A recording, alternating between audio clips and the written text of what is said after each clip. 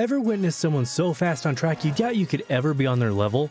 The mission of Advanced Motorsports is to demonstrate the speed is achievable for everyone. With the expertise of some of the best sim drivers in North America, we are set to release free content on social media and comprehensive guides on our website. For those seeking the ultimate experience, our Advanced Motorsport Institute and personalized coaching sessions are the way to go. No matter your level of experience, we invite you to follow us on our social media to learn to be fast.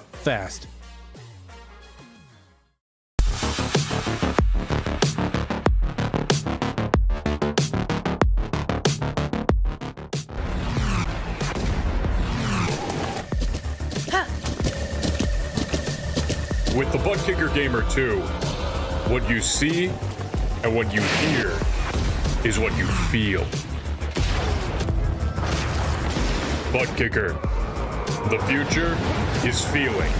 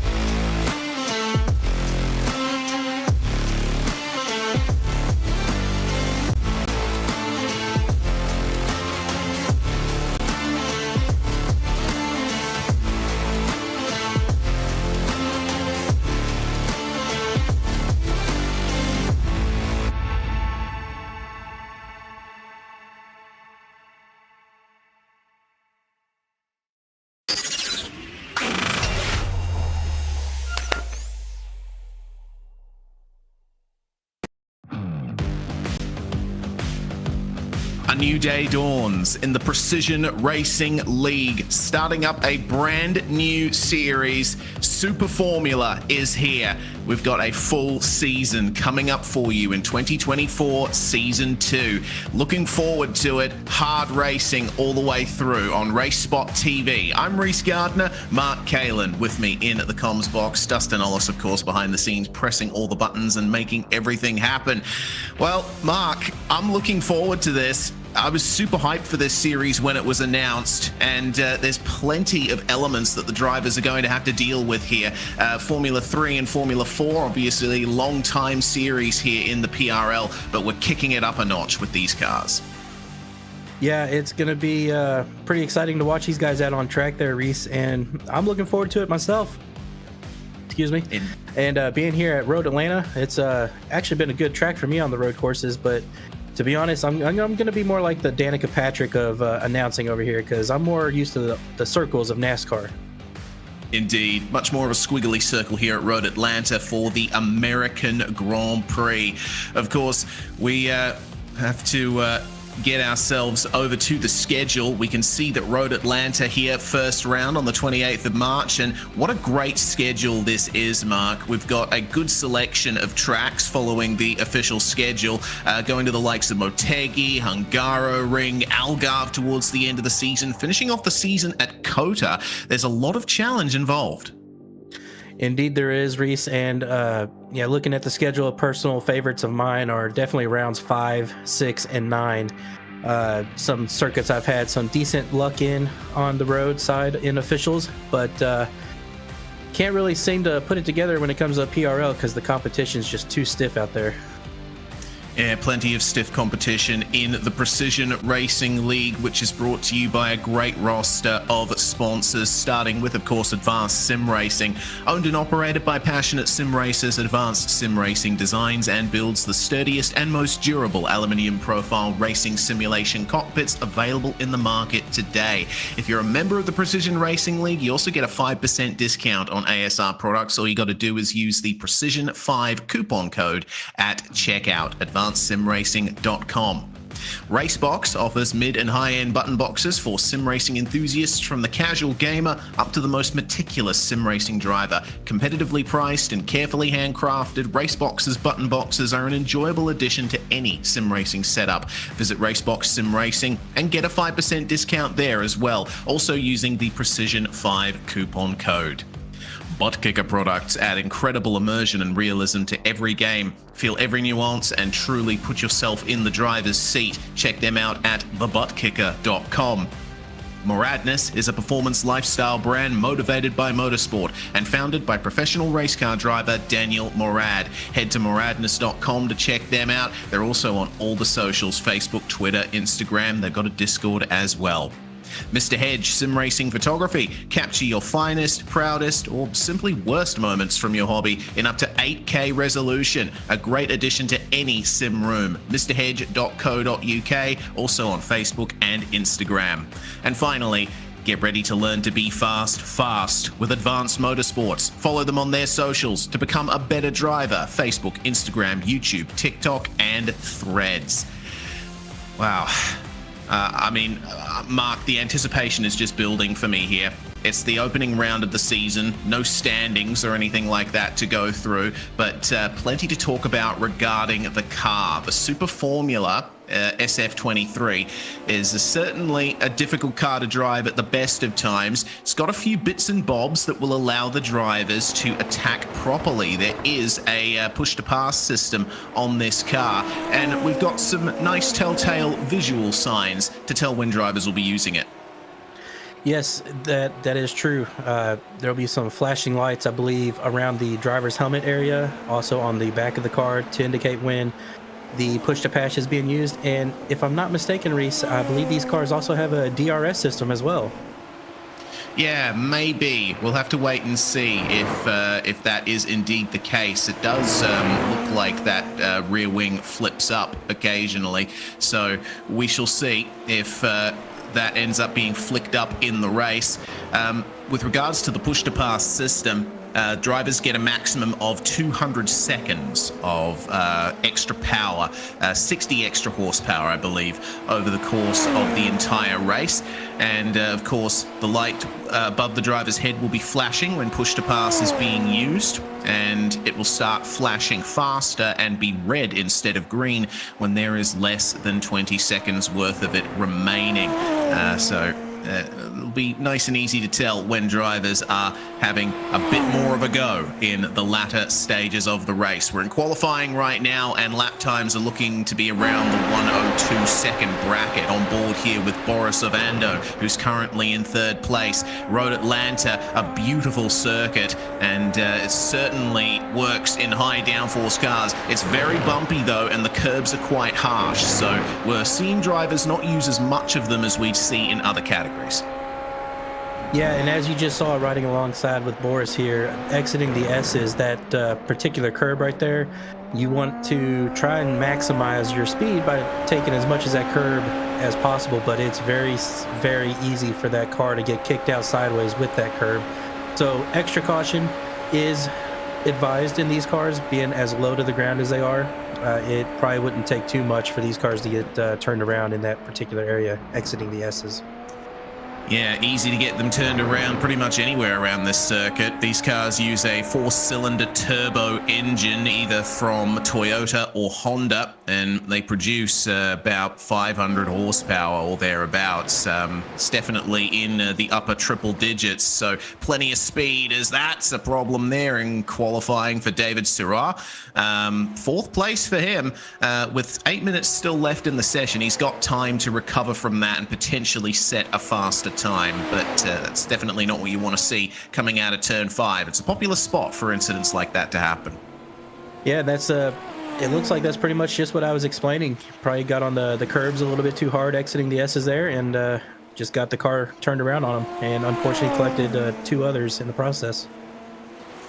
Eric Palacio here trying to improve on 12th place.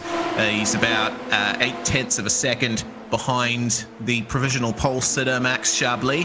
He's just come out onto the back straight where there's a big group of cars ahead of him all trying to sort themselves out. Seems like Neil Alexander is having some issues in that group. He's lost his front wing, so I don't know how badly that's going to affect Palacio's lap if he catches up to them in time. We'll see if this is an improvement here from the number 39. He has lost 11th position, and it's going to be a 103.9 for him, not an improvement. Potentially working the tires up to temperature, because there's no tire warmers, I believe, in Super Formula. Got to spend some time getting them into their operating range. Yeah, indeed you do. And you know, another thing when it comes to the race with the push-to-pass system, there's going to be a bit of strategy involved, because you're going to have to time out when you want to use that push-to-pass, because there is a cooldown timer of, I believe, 100 seconds after you use it. You can't use it for at least 100 seconds, which is almost 2 laps here. Yeah, exactly. We did talk about that earlier on in the week. So if you're executing your push to pass coming out of turn 7, coming onto the back straight, you are going to have to wait at least until the exit of turn 5 on the next lap, I believe. Actually 2 laps on from that to use the push to pass again. So yeah, it'll be interesting to see when drivers use it as well. I mean, I think the start of the race, if you're back in the field, is probably a good time to get some push to pass done. You would have an opportunity to make up a lot of positions, but then you'd be relying on every other driver not using push to pass. So I think the majority of the field, especially the drivers up the top, are going to be saving their push to pass for the latter stages of the race, which is going to go for a maximum of 45 minutes. 42 laps is the official distance. Time or laps, whichever comes first, but I think we'll be able to reach those 42 laps easily before the timer runs out. Yeah, I don't see any issues with reaching the lap count before the timer runs out, especially with no cautions being thrown on the road course side of the PRL series. And yeah, if everything goes according to plan, it should not be an issue at all. Brett Thurman down in 14th place, looking to improve as well. Coming up to the 5-minute mark, this is when you need to get out there and start setting laps.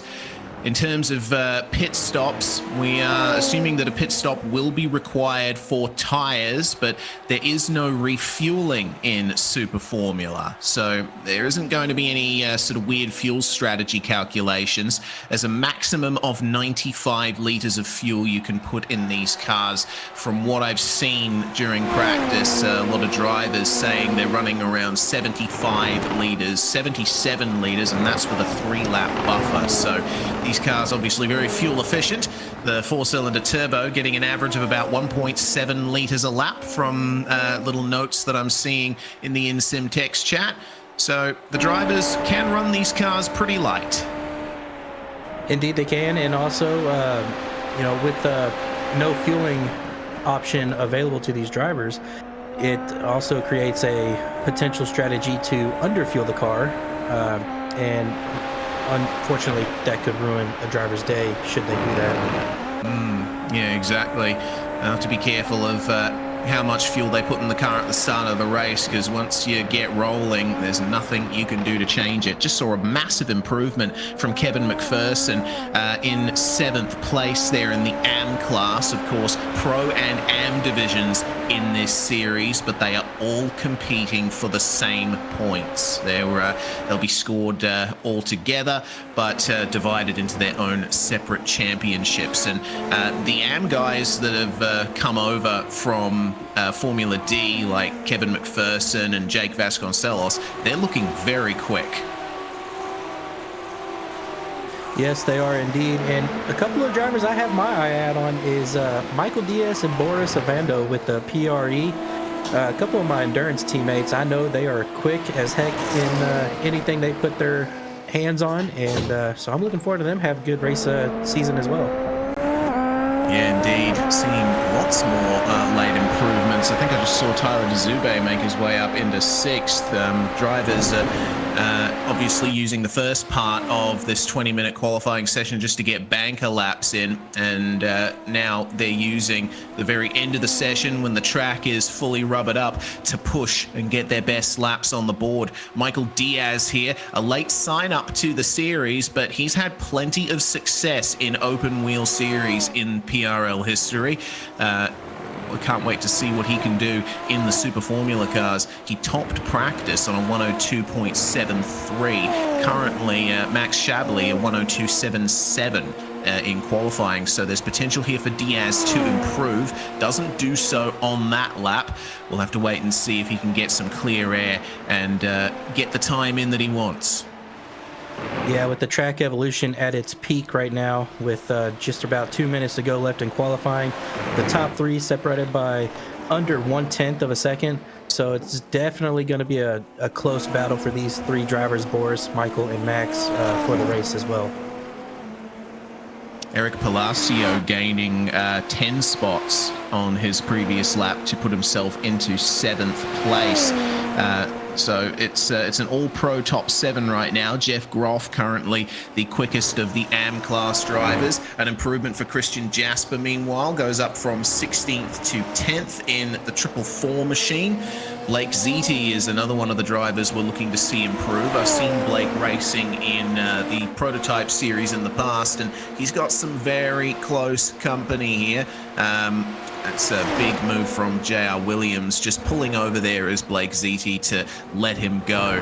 And JR currently in 5th place. I don't think he's on a hot lap right now. Might just be pulling it into the pits or gearing up to go for another lap. Is there any kind of improvement from Tyler DeZube here? 103.39. That is not an improvement. I think drivers are struggling here to find those last little bits of pace.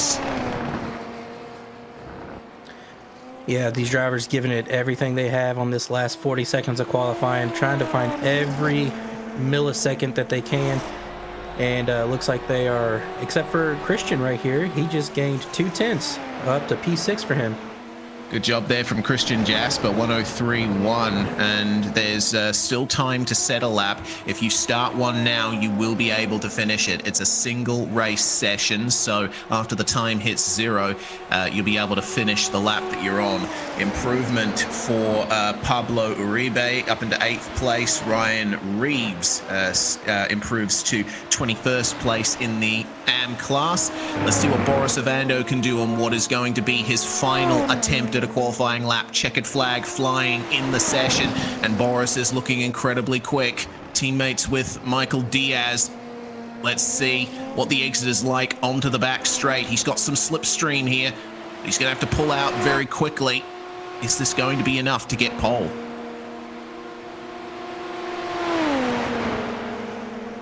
Definitely looking like a strong lap out of Boris right now. Only 0.073 seconds behind Max currently.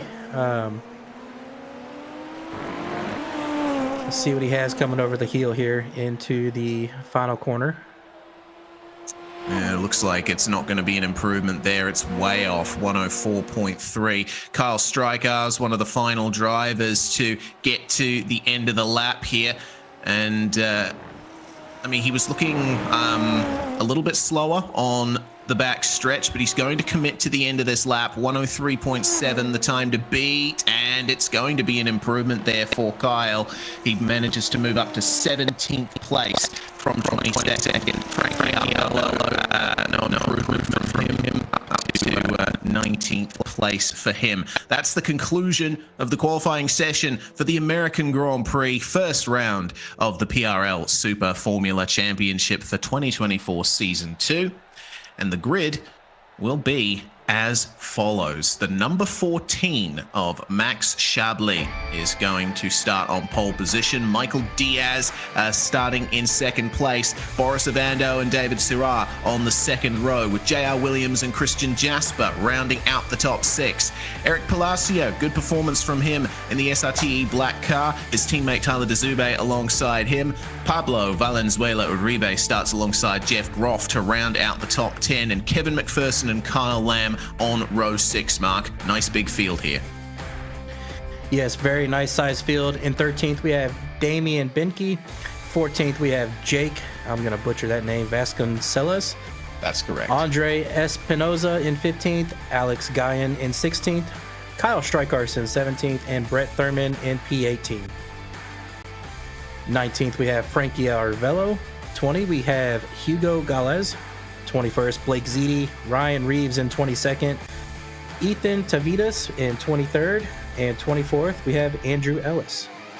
Starting out at 25th, Evander Jonesy field alongside Neil Alexander. Dave Peterson and the Viking Hot Rods 35 starting alongside Cristobal Valenzuela. Sean Duhamel in 29th place alongside Barry Cochran. And the final round of the field is Drew DeWeese and Matthew Cherwick. 32 cars starting here at Road Atlanta for the first round of the season. It is a standing start in Super Formula, and these cars do have launch control. So the drivers will have to make sure that they've got their start procedures sorted. Maybe drivers further down the field or drivers up the front that haven't had practice doing standing starts will get a lot of wheel spin on the way down to turn 1. New series, first season. The revs rise, and we get ready to go here for PRL Super Formula. The American GP is go, and everyone on the launch control nicely. Few puffs of smoke, but Max Chablis immediately spinning from pole position. He has absolutely butchered the launch control there. Michael Diaz remains in 2nd, but Boris Ovando has gotten to the lead of the race. It's a Precision Racing League Esports 1-2 at the front of the field right now as they make their way through the S's. David Syrah and JR Williams battling hard over 3rd place.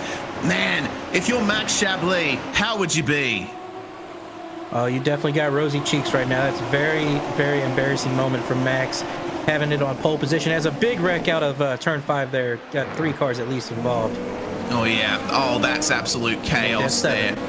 Yep, so we got Drew DeWeese, Matthew Cherwick losing his front wing, Andrew Ellis, Neil Alexander. Oh my God, it's horrible here. Barry Cochran, Sean Duhamel, and Dave Peterson also out there as well.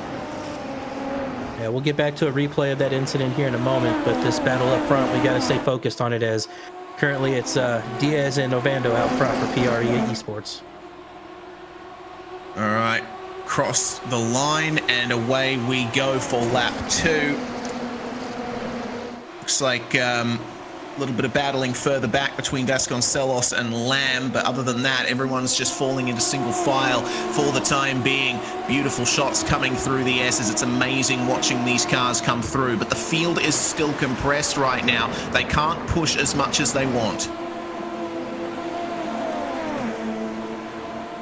No, and while our producer is working on a replay, as we get it popped up here of the race start.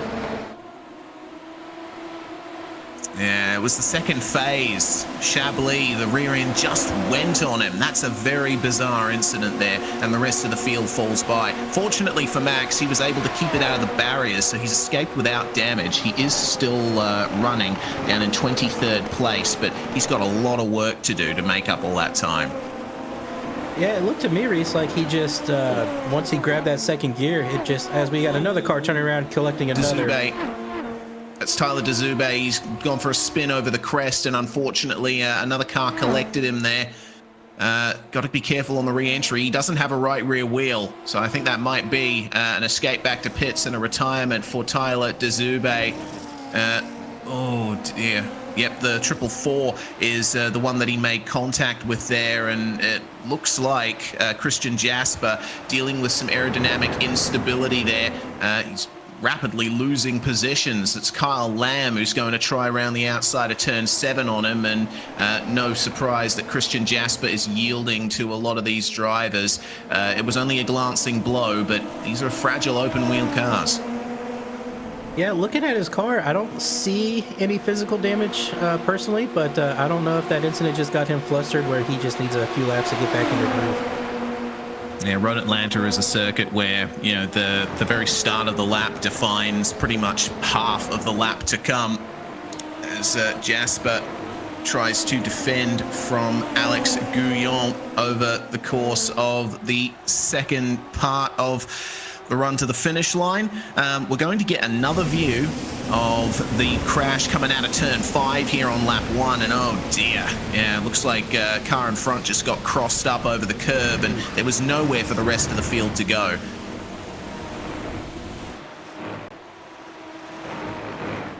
Yeah, that was just max carnage, you know, a terrible blind corner exit, and it was just not a lot some of those drivers could do to avoid it. Very unfortunate to see a lot of cars ended early on. Yeah, we still have 25 cars racing. Blake Ziti has come out of the pit lane and is down in 25th position right now. Meanwhile, for P2, Michael Diaz has just lost it to JR Williams. JR looking quick down the straight here, and looks like he was using a bit of push to pass there. He's currently recharging. You can see the telltale sign, the blinking green light above the driver's head, and looks like Diaz is on the recharge now as well. In fact, all of them making sure that they are using that extra power, but they have to take a bit of a break now over the course of the first half of the lap, where the corners come thick and fast. Yeah, and I like the location of where that push to pass light is, right there at the air intake on top of the car. It makes it very easy for us to point out whether they're being used or not. Palacio currently holding on to 5th spot and looking for 4th. See the flashing there. It looks like Syrah is using a little bit of that push to pass, but the slipstream is on here. Overtake for Eric Palacio. Is it going to be enough for him to get up the inside of 10A and 10B? It is. And David Syrah has to make way for him there. Good moves there for Palacio early on. It looks like Syrah's lost a further position to Pablo Uribe, and that is another position down for him. Big puffs of smoke coming out of the pits there. I'm not too sure what's going on, but evidently a couple of the drivers making their way back out having issues. Blake Ziti re-emerging from the pit lane and evidently having some issues getting going.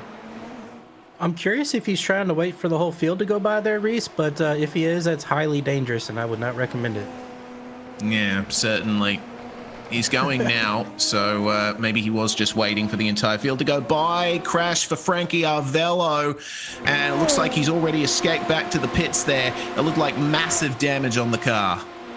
And again, it looked to be out of turn 5 off the exit curve there. So that curve playing heck with all these drivers right now. Yeah, it just got unstable and into the tire bundles. Both right side wheels were torn off the machine there, and there's no chance of him making it back around to the pits under his own power. So we're already seeing plenty of drivers struggling with this car for the first time in race conditions. Yeah, and honestly, Reese, it's been exciting to watch. Up front, it's PRE 1, 2, 3 with about a 3-second gap between first and third. So they're starting to spread their legs a little bit.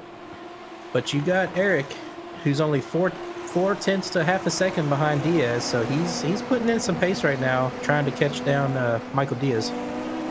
Yeah, looking at last laps, Palacio was 7/10 faster than Diaz, so he's definitely on a charge here. Obviously has been working on his race setup. This is a very interesting fight as Diaz, who obviously over one lap is one of the best drivers in PRL, struggling a bit here in the initial start of the race. We're at lap 7 at the moment, so the tires will definitely be up to temperature by now, but there's nothing Diaz can do to stop the steaming forward Eric Palacio up the inside into turn 1. Nicely done, and there won't be any chance for Diaz to fight back unless there's a mistake from Palacio over the curbs. Yeah, certainly not a place you want to try to overtake a car going through the S's here, as it gets tight and narrow very quickly. Yep, stable over the curbs for all of them, and now Diaz has to face off against Pablo Valenzuela, running the McLaren IndyCar Tribute livery there. Can't miss it. Also can't miss the big red machine here of Christian Jasper. Got passed in the S's, we're hearing, by Max Chablis, who's made his way back up to 17th by now. Our pole sitter, sitting there in the blue car.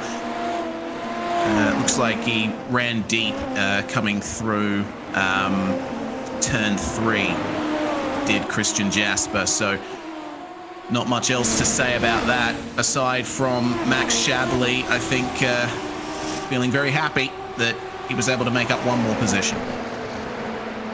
Yeah, and I believe that red car is Christian. Is that correct, Reese? Correct.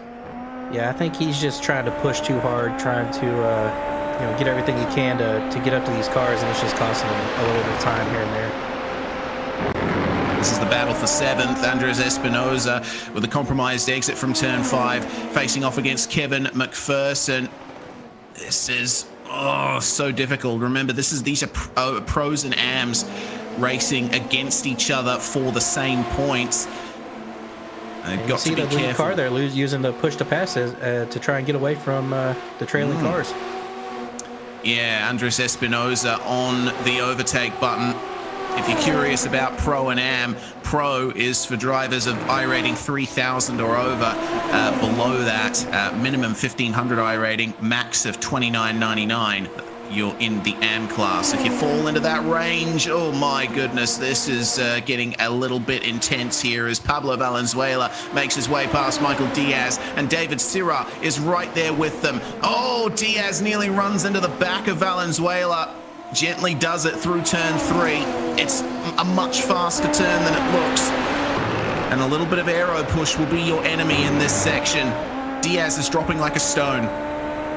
I'm going to have to remind Diaz next time I talk to him that this is an open wheel car, not a NASCAR stock car, because it looked like he was bump drafting down the front stretch. Yeah, it looked like it, didn't he? It was very close to Valenzuela, too close for comfort. But onto the back stretch once again. Push to pass here for Michael Diaz. You see the light blinking on the airbox. He's trying to get back past, but it's defensive from Valenzuela. and he's executed that perfectly, has Pablo. Not much Diaz could do to overcome that, but now there's a very hungry train of cars behind, which include Espinosa, McPherson, and Vasconcelos, the teammates for YS Motorsport, trading places behind them there, and also Jeff Groff, who still remains in 10th place. In fact, he is the only driver who's still in the position he started.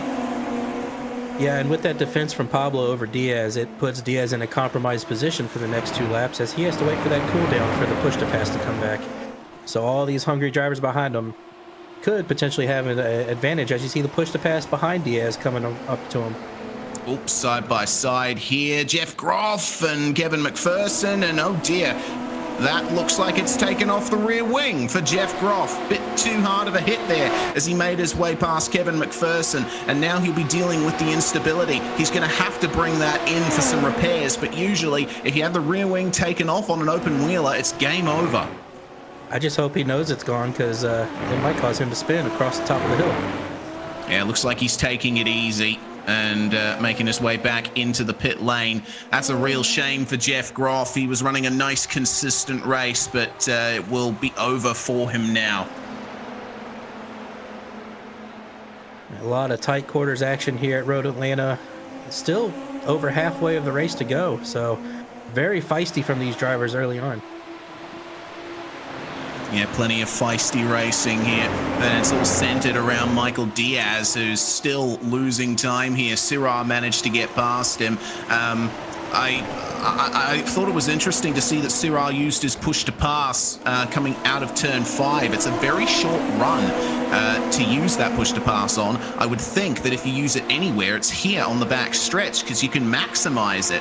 But don't forget, they only have 200 seconds worth of push to pass available over the course of the entire race. So maybe you want to use it in the places where it's shorter bursts. Nice defense there from Syrah. Diaz tried up the inside of 10A and 10B, but you can hold the outside through there if you play your cards right. He is still compromised, though, coming down the start-finish straight. 4 cars together. Andres Espinosa covering Jake Vasconcelos there as Diaz gets up the inside of Syrah and back up into 5th place.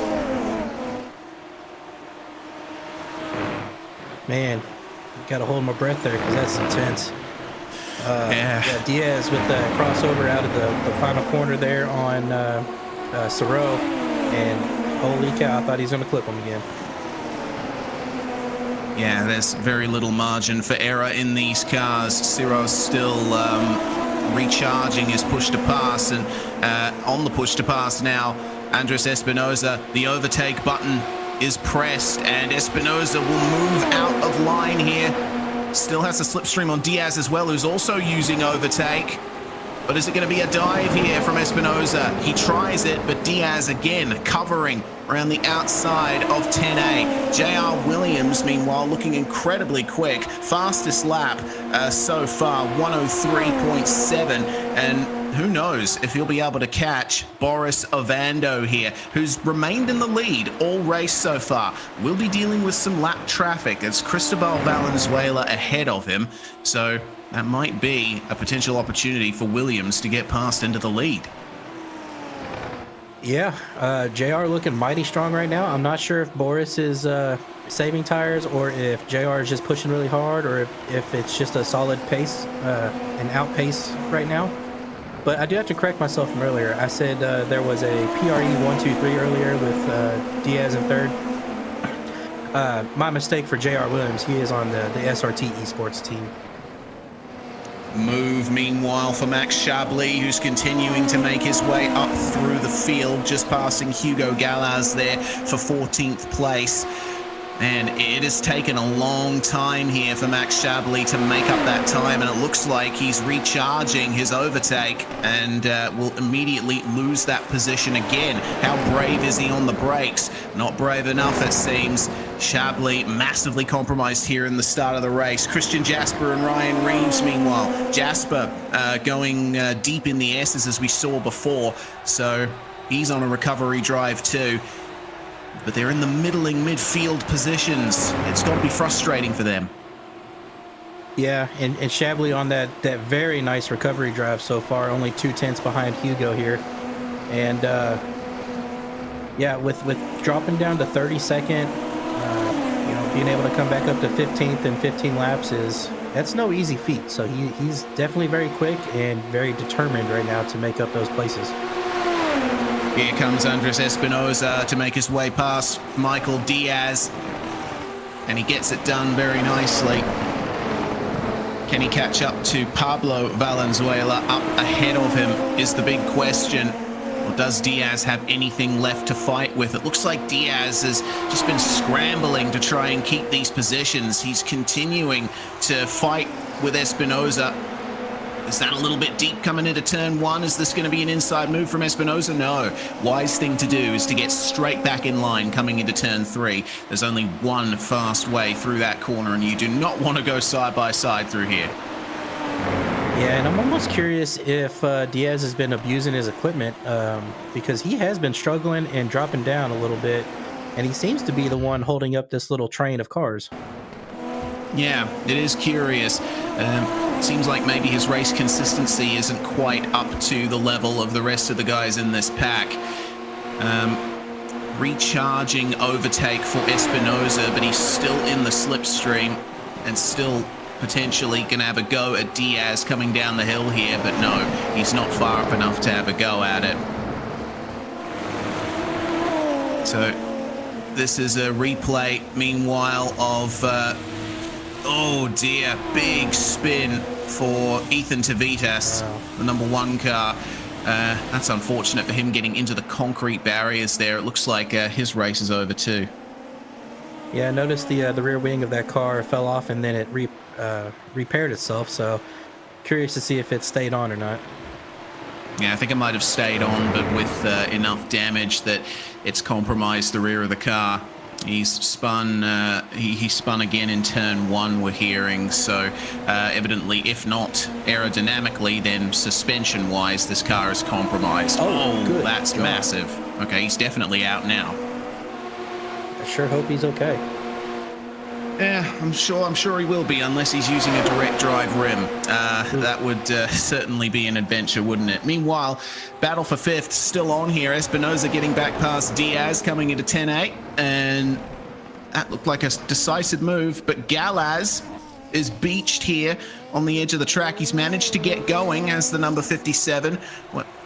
Where was he at the start of the lap? He was in 13th place, so that'll be a freebie for the recovering Max Chablis, but not ideal for Hugo Galaz, who was up 7 positions at the time. It looks like just a traction issue coming out of turn 7. That was mighty weird, but yeah, he gets caught right there on the lip of the road and wasn't able to move forward, had to back the car up to get going. Yeah, of course, very low ride height in these Super Formula cars, and around a track like Road Atlanta, certainly doesn't work in your favor. That was a lapped car letting this 5th place battle by was Cristobal Valenzuela. Cristobal starting in 28th place, and I think he was involved in the lap 1 incident. Has managed to work his way up to 21st thanks to many drivers retiring. We have lost 11 cars so far to damage. Only got 20 drivers still running in this race. The attrition rate is high. Yeah, and with this being a new series to the to the Precision Racing League, some of these guys are still out here learning what all it takes to race these cars with a standing start and whatnot, being tightly close together on the race starts. So it's probably gonna take a race or two for these guys to get comfortable with it, and hopefully we won't see any lap 1 incidents as big as we saw today moving forward. Yeah, Road Atlanta is a difficult choice for the first round of a season. It's a very tough circuit to negotiate on the first lap, but we are following the official schedule, so it's certainly not much PRL can do regarding that. And even then, it's all down to the drivers. It's all down to how careful they want to be in the opening stages of a race. And obviously, mistakes get made, especially if you're dealing with this car for the first time. Down at the chicane, that is a move of Kevin McPherson getting past Kyle Lamb. Moves himself into ninth place. Looks like it might have been a defense, actually, from McPherson there. He had a big moment earlier on in the lap. This is what happened to him. Oh, yeah, man. I'll tell you what, Mark, that crest at the end of the lap, it is difficult in any car, but this is the first time I've really seen drivers actually struggling with spinning across the top there. Yeah, to be honest, I think he was just a little too far right and maybe got on a dirty part of the track and caused his tires to lose traction there. I'm not entirely sure what the issue was, but very fortunate for him to be able to gather that back up and not get any damage or anything. Yeah, got straight on the brakes and dealt with the incident very cleanly. We're rapidly approaching the halfway mark of this race. We're going to see the onboard here from McPherson. How he held on to that, I have no idea. Yeah, I think just got a little light at the top of the hill and too heavy on the gas maybe, and car wanted to come around from him. Yeah, of course, these turbo engines, when they spool up and really start putting the power down, you have to be careful. Meanwhile, number 57, Hugo Gallas, not the first time we've seen him have an issue. This is through turn 5. He just caught the curb a bit too much on the inside there, tried to recover, but the car swung around on him again. Gets back up to speed, but yeah, he's having issues keeping that car under him. Yeah, also very fortunate not to hit anything or get collected by anyone else coming around the corner. Yeah, it was a bit of a difficult spot for him to recover there, coming up over the crest. You don't have much warning if a car is spun there. Well, we check back in with the lead. Boris Ovando still keeping JR Williams at a leisurely distance behind him. 1.5 seconds is the gap. Question is, are either of these guys going to start using their overtake at this point to gain an advantage? I think if I was Williams, I'd be on that at every opportunity to try and catch up. But Ovando has been controlling the race very nicely from his perspective. I think he might be just setting it up for a charge. Yeah, and I believe I see JR Williams push to pass blinking back there. It looks like he's charging it possibly. It's blinking pretty slowly. Yeah, it looks like it is recharging, so he might have used it between turns 5 and 6. Yeah, but if I'm Boris, I have absolutely no reason to use my push to pass right now. So yeah, I'm just saving it, waiting for when he does eventually get close, if he does, and saving it for defense. Yeah, exactly right. Ovando taking advantage of the issues for everyone else behind him and has dominated this race so far. But JR Williams giving chase. Look at that. In sectors 2 and 3 on the last lap, he was gaining. And that is a net gain of about a 10th. But Ovando is just been the picture of consistency, hasn't he? I've seen a couple of small wiggles from Ovando looking at him, but other than that, he's just been applying the throttle in all the right places. He's been pushing just enough. And, oh, there's another change. Michael Diaz, I mean, 5th place is one of the most hotly contested positions out here. And it seems like Diaz has just gotten it back from Espinosa. Yeah, and I know for a fact these guys are having fun, even if they're not happy with each other for racing so hard. But as we get a replay here of Espinosa just messing up turn 5 there, fortunate to keep it going straight, and that's what allowed Diaz to get by.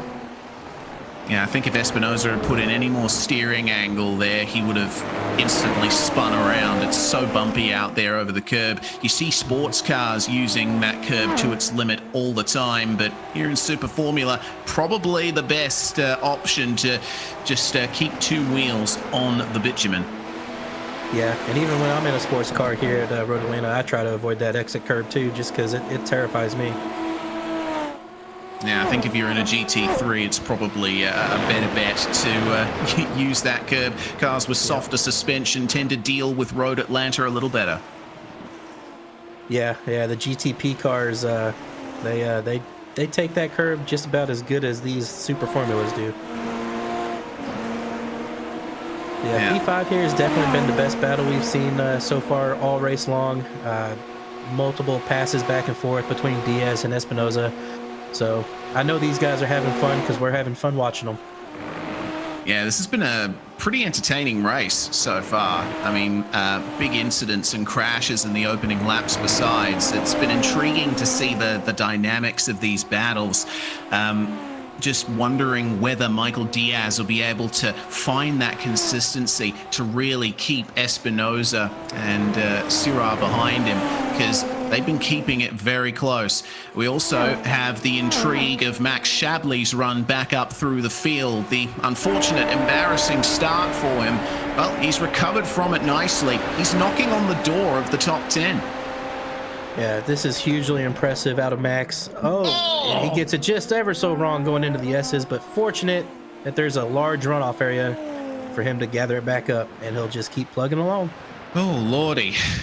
That was a bit of a commentator's curse there. Apologies for that, Max, but honestly, he should be able to gain that time back without much issue.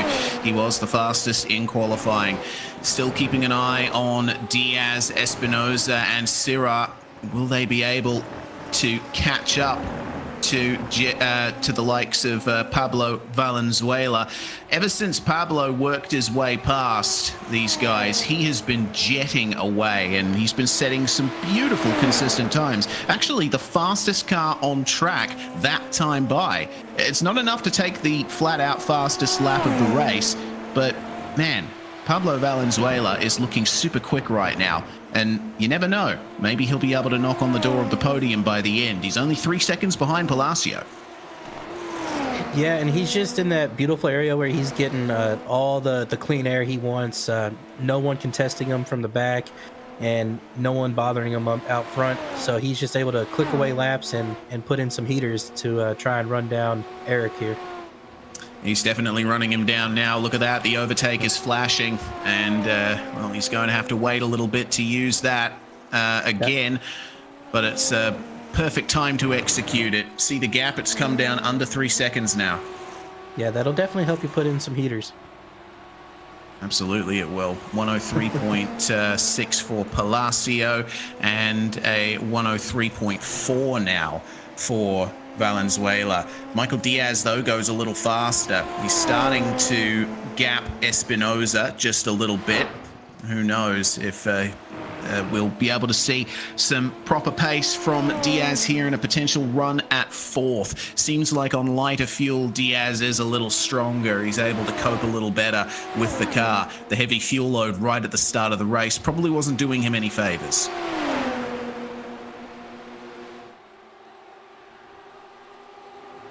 Pass meanwhile between Benke and Galaz. That's Benke getting past there at 10A. Nice outbraking maneuver, and away he goes. And doesn't seem like there'll be much of a fight there. Alex Gouillon, meanwhile, assuming 11th place, and Max Shabley has caught back up to that 11th place.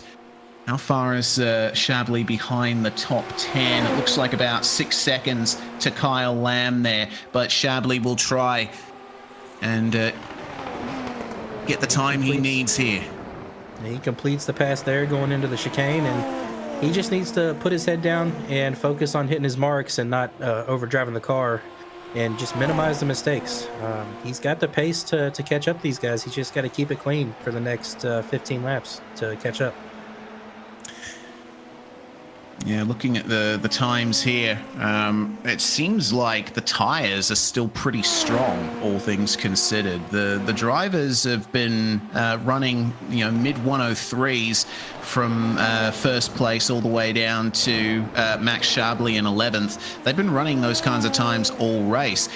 Might we see no pit stops if the tires can last? It's certainly possible. I don't know enough about the car personally to know whether or not the fall off on the tires is high enough to warrant a set of tire change. And, it also depends on how hard these guys are pushing it. It looks like the top 5 are generally pretty good on their tires.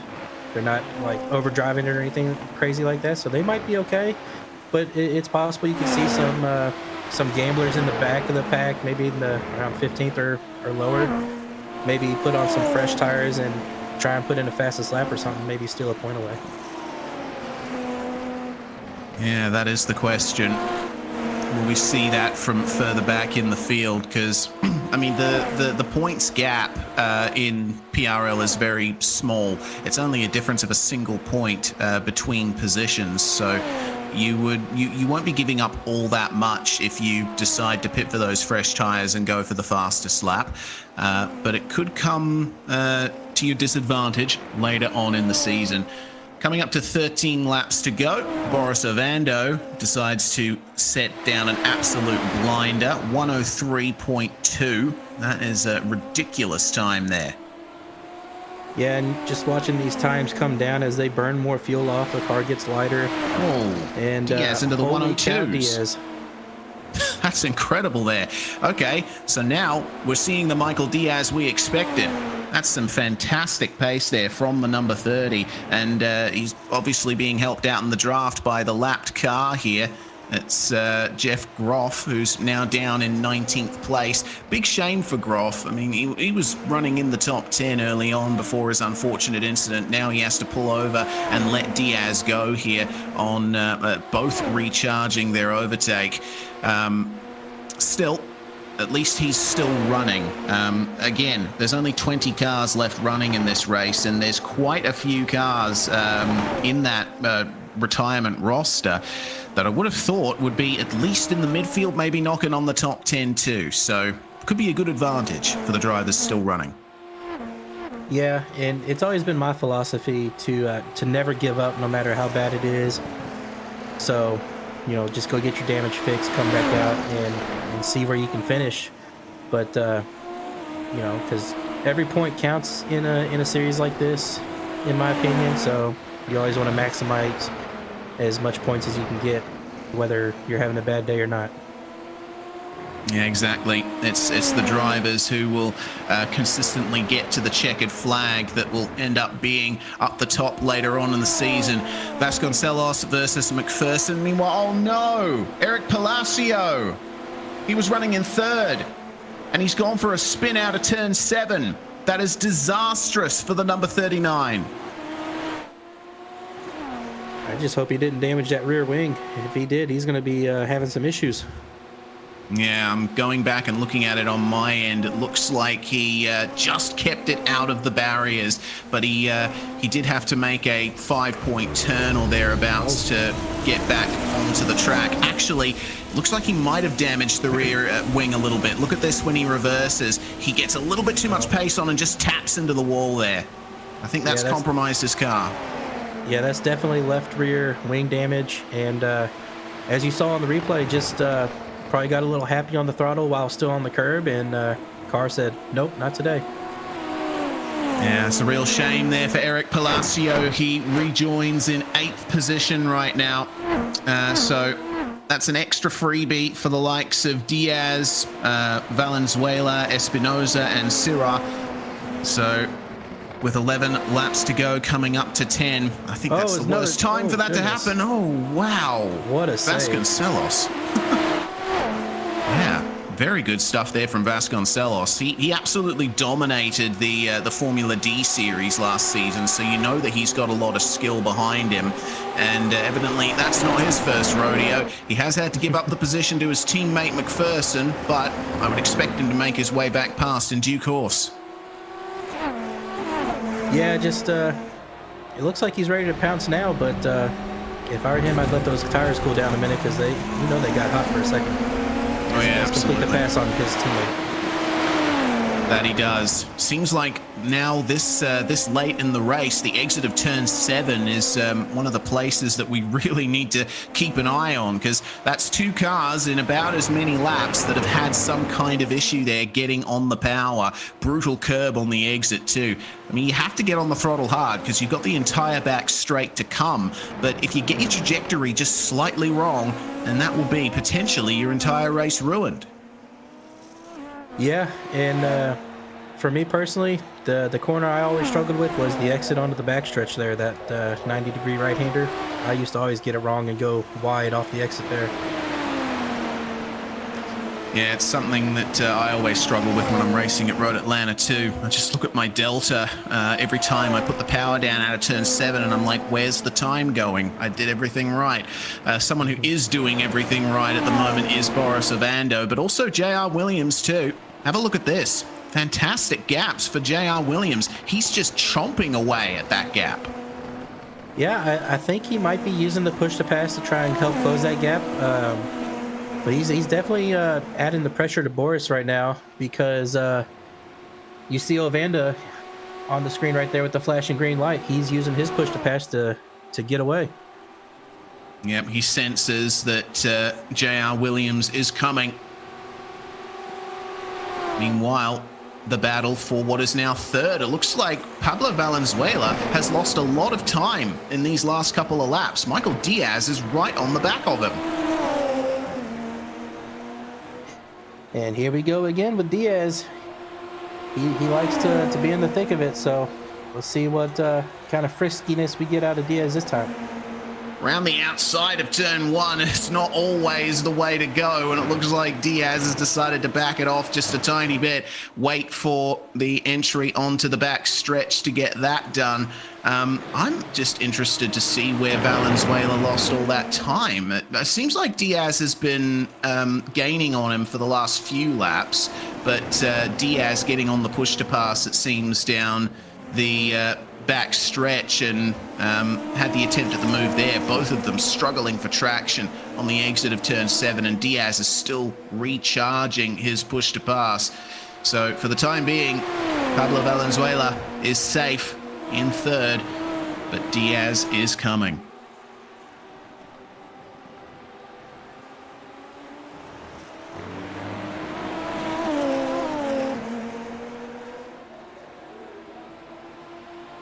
Yeah, that gap right now has backed off to about 0.6 of a second. So I think Diaz is just waiting for his push to pass to recharge and give it another go here in another lap or two. Oh no, wreck. Ryan Reeves. And that is the exact same spot we've seen many a car come a cropper in this race. And no surprise that Ryan has decided to retire from the race. Thanks to that, we are now down to 19 cars out on track right now. Oh, that's a shame there for Ryan Reeves. Apologies, Okay, had the here we go. previous replay up. Here's the current one. Oh, he caught the grass. Oh no. I think the car might have bottomed out on the curb there, and just made him go straight on into the grass. Oh, that's wide for Valenzuela. Has to give up third place to Diaz. And that's one way to make the pass. Yep, let the other guy make the pass for you. Yep. So move Diaz up to P3. He's only about 7.5 seconds behind JR currently, and we'll see if he can close that gap any. Yeah, well, only 6 laps to go, coming up to 5 at the end of this lap. So I think unless JR has a problem, I don't think Diaz is going to make any moves, and Diaz still has to deal with Valenzuela, who's right on the back of him and looking to make the pass again. But Diaz, with a nice straight exit from turn 7, will carry that momentum and get on the overtake as well. Let's see how much of a gap he can pull. Seems like Valenzuela in the slipstream is able to keep up and even gain on Diaz a little bit, but not much he can do versus 60 extra horsepower. Yeah, and I just want to point out between the two leaders up for Ovando and JR, a couple laps ago, that gap was, Espinosa pulls it to a stop. Yeah, Espinosa, that looks like he might have overshot the braking. And did someone just spin there on the corner exit right there next to him? Oh, I think so. Not sure what's going on there. But Espinosa is with another mistake. Oh, yeah. So here's what happened to Espinosa. That's a very strange incident there. I wonder if he had equipment failure. Yeah, maybe. Could be a problem for him, but he's retired, unfortunately. Let's see what happened to Shabley here. Ah, just on the throttle too hard. Good recovery, though. Almost got into that concrete barrier. Meanwhile, Pablo Valenzuela has gotten back past Michael Diaz. And oh, there we go! A little contact between them. Diaz collecting the left rear of Pablo Valenzuela, wondering if there's going to be damage for either of those cars. Seems like they've managed to just get away with it. Yeah, didn't see any parts fly off, but for right now, it looks like they're both okay to keep going. Only just. Meanwhile, Chablis back around Kyle Lamb here. Indeed. Meanwhile, Jeff Groff, just losing the rear coming into the chicane there. The tyres are, I think, crying out for mercy at this stage. And I think at this point we can conclusively say there isn't going to be a pit stop even for tyres, but we're seeing so many of the competitors out here dealing with a lot of tyre wear and potentially overheating from just how tough it is here at Road Atlanta. It's a nice cool track temperature of about 25 degrees Celsius, but the amount of load put through these tyres, especially through the S's, it means that you really got to manage your tyres later on in the race, and I think some drivers are finding that out the hard way. Yeah, and if these drivers are anything like me, they'd probably already have a flat tire, but fortunately they're not, so they're still going. Indeed. Well, there's no shortage of fighting out here, especially between the YS Motorsport teammates of Vasconcelos and McPherson, fighting over 7th place right now. Eric Palacio, after his spin, recovering now up to 6th. He's made his way back past both of these guys and is driving away from them. So now it's a question of which of the YS Motorsport cars is going to finish ahead, and it looks like at this moment it's going to be Vasconcelos, because McPherson almost completely lost it. It had a decent slide there, exiting on the backstretch. Managed to keep it under him, though, and not lose too much time. Update on the battle for third. It's not really a battle anymore. Michael Diaz has been gaining lots of time and is putting a gap between himself and Pablo Valenzuela. So it seems like there's not much else to be said about the fight for the last spot on the podium. Good recovery from Diaz. Of course, his race didn't get off to the best of starts, but it's been a magnificent recovery from him. His teammate, Boris Ovando, meanwhile, just lost a second to J.R. Williams. He's on overtake now to try and keep up the gap. I think he senses that J.R. Williams is actually quite advantageous here in the final stages of the race. It'll be the white flag next time by, and Ovando needs to nail every part of this lap. Yeah, Ovando needs nothing shy of perfection the next 2 laps, so that way he can ensure the victory. And JR, he needs to kick on the afterburners if he's going to have a shot at catching him. Well, JR has just used his overtake through the first part of the lap, and he won't have the opportunity to use it down the back straight. He'll be hoping that Ovando makes a mistake coming up here. Ovando on the push to pass coming out of turn 5. They still got it active. I mean, how long you can leave it on is the question. I think it's for up to 30 seconds at a time. I'm not sure. Slight slide from Ovando. That's the worst place for that to happen. It is the final lap, and J.R. Williams could be coming. See that the red light is now flashing on JR's car. He is out of overtake here. Ovando still using it, coming down into the final couple of corners. Nail the throttle, and you can just take victory by the slimmest of margins here. Boris Ovando will be the first race winner of PRL Super Formula. The American Grand Prix goes to him. Michael Diaz having to defend from Pablo Valenzuela for 3rd place. Precision Racing Esports will get 2 cars on the podium at the end. A brilliant drive from Valenzuela to get into 4th. David Sirra will round out the top 5 there. Man, what an opening round. There was a lot of excitement, a lot to learn from the drivers as well. I think, all up, we've come away with a great debut for this series.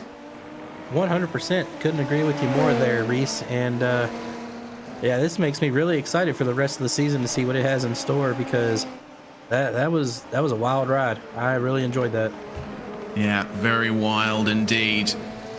We've got one more car coming to the finish. It is Cristobal Valenzuela, and he will end his race there. Man, we have had nearly half the field retire from this opening round. Lot to learn as we go through the results. Boris Ovando started third, finished first. Half a second ahead of J.R. Williams. Michael Diaz lost places early on, but recovered to finish on the podium. Pablo Valenzuela in fourth. David Sirrar rounding out the top five. Eric Palacio will finish ahead of Vasconcelos and McPherson, who take a YS Motorsports 1-2 in the AM class. Max Shabley, the pole sitter, spinning off the start, but recovering to finish in the top 10. That's a great recovery there from Max. Kyle Lamb will round out the top 10, starting from 12th. And not to mention Max with the fastest lap of the race, set on lap 33. In P11, we got Alex Guyon, 12th, Kyle Strykars, and the final car on the lead lap with Christian Jasper in the number 444. Saw his fair share of issues tonight. And then we get into the cars one or more laps down. We got 14th, Damian Benke, Andrew Ellis, Hugo Glaz, Jeff Groff, Cristobal Valenzuela, Andres Espinoza, and Ryan Reeves, I think, starts out your used car lot, unfortunately, for tonight. Yeah, indeed. It's a very big one. Ethan Tavitas retiring from this one. Same for Evander Jonesy Field. Ziti, Arvelo, Dezube, Thurman, Cochran, Peterson, Duhamel, and DeWeese. And then Neil Alexander and Matthew Cherwick only made it a lap into the race as well. Everyone from 26th to 32nd out there on the on the first lap or so. That's a big shame for them. But we can get into our post-race coverage here, starting, of course, with our race winner, Boris Ovando. My goodness, what a race it was for you, Boris. You must have been feeling the pressure from JR at the end there. I was, and it felt like my rear tires just were giving up on me. Afterwards, I looked at them. They looked fine, but just while I was driving, it felt like I was on ice out of T7, out of the chicane. I was struggling a little bit. Yeah, it's obviously a big ask to get used to a new car for PRL. What kinds of challenges have you been facing? I think it helps that I drive the GTPs quite a bit. They're not as fast as this car, not as much downforce, but it definitely helps. But you got to step it up a notch in these. I would say just the push to pass is something I learned, kind of how to qualify, working in the tires. Setup-wise, honestly, I didn't really mess around with setup at the time. I just went with one of the shops and just I didn't have enough time. And I really don't understand the car yet, so hopefully throughout the season I will, though. I'll start learning it. Well, that's a very good opening stanza of the season for you, Boris. Big thanks for joining us here. Hopefully we get a chance to talk to you next round. Hopefully, yeah. Looking forward to it. Thanks, guys. Have a good night. Boris Ovando there, winner of the first race of the season. Next up, we've got J.R. Williams finishing second place after starting fifth. Honestly, J.R., that start must have been chaotic from your perspective, seeing Max Shabley spin off from pole. Yeah, that was something. I didn't know if he got touched or if he just lost it there. I just saw some smoke and he went off to the left. Well, regardless, you managed to carry on and eventually found yourself going up into second. It seemed like you had a great advantage over the first half of the race. Do you think that was just consistency, driving within the limits of the car? Yeah, I kind of knew where my limit was in practice. If I especially on the uphill going over the curb, I could gain in 10th or so, but it was quite dangerous. So I was actually being a little conservative, and I know that was costing me a little bit near the end. And regarding the push-to-pass strats, what are you finding regarding that? Because Road Atlanta is such a short lap. There's only a few places that it really works around here. Yeah, I mean, the only place to make the best use out of it's always the long straights. You want to get the biggest run. So coming out of the hairpin, going into the long straight, and then you can use it also coming out of the chicane into turn one. It's a pretty long run, but that's really your only two places to make great use out of it. Well, that brings your first round to a close. Congratulations on the podium, JR, and enjoy your celebration of that second place. Yeah, thank you. It's good to see you guys. Beautiful stuff from J.R. Williams, a beautiful, consistent race from him. It was a bit of a recovery drive for Michael Diaz, meanwhile. Michael, a late sign-up for you in this series, but yeah, you must be happy to finish on the podium after losing out early on. I'm just happy to finish the race, to be honest. But yeah, it was an interesting race. The start was definitely interesting. It scared a lot out of me. The rest of it was just really getting to know the car. It's my first race in the car. It kind of clicked a little like around lap 30. I kind of managed to get some pace out of it, but the first half was just really figuring it out. Yeah, what specifically were you having trouble with early on? Was it just how it deals with the bumps, the oversteer, the push to pass? What was going on there? Well, I still don't have any idea how the push to pass actually works. But the car wise is just the bumps. It's really rough on the bumps. So you really have to be careful getting on throttle on those bumps. Like example T5. It's really tricky, but I guess hopefully I'll figure it out throughout the season, and maybe I can get some wins or more podiums. Indeed. Good first round for Precision Racing Esports. Thanks very much for joining us, Michael, and hopefully we see you again in Montreal. Well, yeah, cheers, guys. Have a good night. Before we kick Michael out, can I ask you a question real quick, Mr. Diaz? Shoot. Did you forget you signed up for Super Formula, or did you think you signed up for NASCAR stock cars? Because there were a couple times out there I thought you were bump drafting cars. I was when. I know what you mean. Especially on that front stretch coming into turn one there, when you were fighting with, I don't remember who it was, but one of them white cars. I don't know. I have to look back at it, but definitely apply some teachings from NASCAR, I guess. Yeah, I thought you were going to rip off a front wing at some point, but it was good to see you out there, Diaz. Good race, and congratulations on P3. Yeah, thanks, Mark.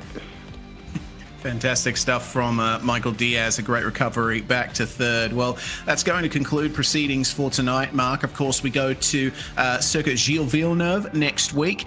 That is going to be quite interesting in these cars. It is a Formula One circuit, so it's a little bit smoother than Road Atlanta, but they still have to deal with some very big curves that can give you brutal slowdowns if you cross the line. Yeah, for sure. And one particular set of curbs comes to mind, and that's right there at the Wall of Champions chicane. So seeing how many cars get taken out there could be fun for us. It certainly could. We want to thank you all for watching, wherever you come from in the world. Big thanks to the Precision Racing League for putting this series on, and to all of their sponsors as well. I'm Reese Gardner, Mark Kalin with me in the comms box, Dustin Ollis producing here on RaceSpotTV. Thanks for watching. We'll see you next time.